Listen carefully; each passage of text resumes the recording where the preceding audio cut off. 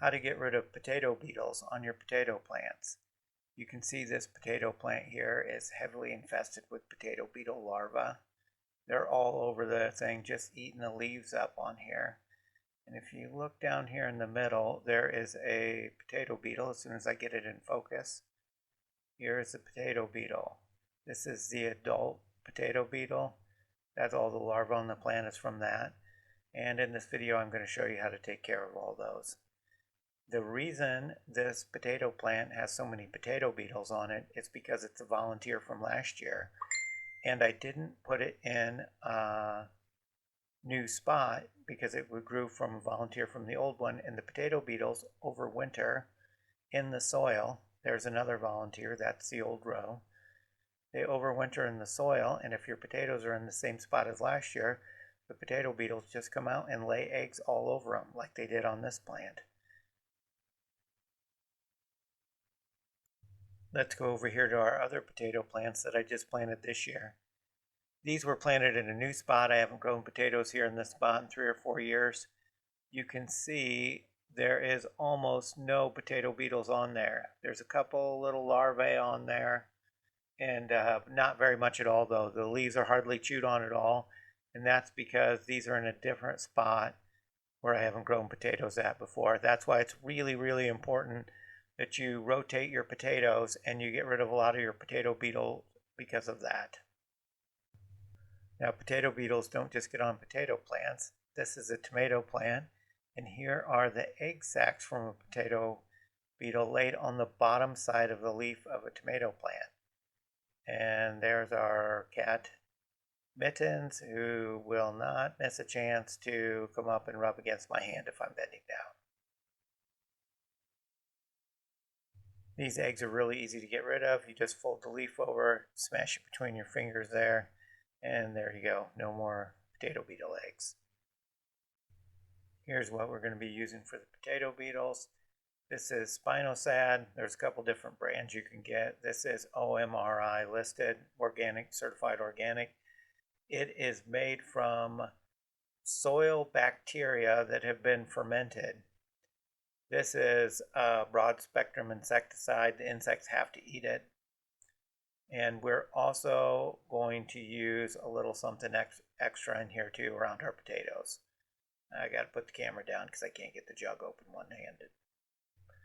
For potato beetles, you want to mix up 2 ounces per gallon of water. There's a little chart on the side of this bottle that shows you how many ounces are in there. We're going to do probably about 2 gallons on here. We're going to go ahead and spray all of the potatoes, even the newly planted ones, even though they hardly have any potato beetles on them at all. So this is a little extra we're going to put in there. This is certified organic castor oil. That is a great big jug. We use that because the voles like to come in and eat all of our potatoes up, and the voles hate castor oil more than anything else in life. So I very carefully measure out a couple tablespoons and dump in there. You need about a tablespoon or 2 per gallon. Now that oil will not dissolve in there on its own, so I stole my wife's dish soap bottle here of dish soap, and we're just going to give it a little bit of squirt in there to help that castor oil dissolve and mix up in the water. When I fill this up with water, I let it go ahead and let the hose spray out in a pretty good stream. You want to kind of stir it up a little bit in there and make sure everything gets dissolved and mixed up thoroughly. That castor oil that I put in there isn't toxic at all. That's fit for human consumption, but the voles sure don't like it. What will happen is when I'm spraying the plants, some of the moisture drips down off of there, some of the water drips down onto the ground around the potato plants and gets into the soil. And when the voles come up to the potato plant, they smell that castor oil around there and they turn around and go the other way. And it really does work well. We've had potato harvest where we didn't actually harvest anything. All we had were vole tunnels going from potato to potato, and we just had potato skins in the ground. An important step is remember to take the dish soap back in the house when you're done. Makes it kind of hard to do dishes when the bottle of dish soap's sitting out in the garden. I got that whole row of potatoes sprayed. I'm just coming to the end of it right here. And I noticed something else. See all these little holes in the leaves where it looks like they got shot with buckshot or something? That is not potato beetles.